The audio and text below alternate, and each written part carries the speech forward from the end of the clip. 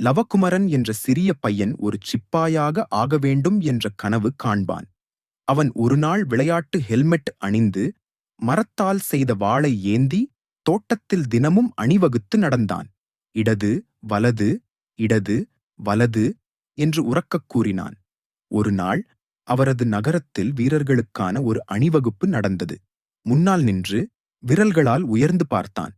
லவகுமரன் அவன் கையில் சிறிய கொடியை அசைத்தான். உண்மையான சிப்பாய் போல் வணக்கம் கூறினான். அங்கு வந்த ஒரு நண்பன் கேப்டன் அதை கவனித்தார். நீ ஏற்கனவே சிப்பாய் போல இருக்கிறாய் என்று கேப்டன் சிரித்தார். லவகுமரன் நேராக நின்று, ஆமாம் ஐயா, நான் துணிவாகவும் உதவ சிந்தை உள்ளவனும் இருக்கிறேன் என்றான். கேப்டன் சிரித்தார். அவனுக்கு ஒரு பிரகாசமான ஸ்டிக்கர் பதக்கத்தை கொடுத்தார். இப்போது நீ எங்கள் மரியாதை அணியின் ஒரு உறுப்பினர். லவகுமரன் முகம் மகிழ்ச்சியில் ஒளிர்ந்தது. நான் இனிமேல் உண்மையான வீரனாக நடந்து கொள்வேன் என்றான். அந்த நாள் முதல் லவன் எதிர்பாராத விதமாக தனது ஊருக்கு உதவத் தொடங்கினான்.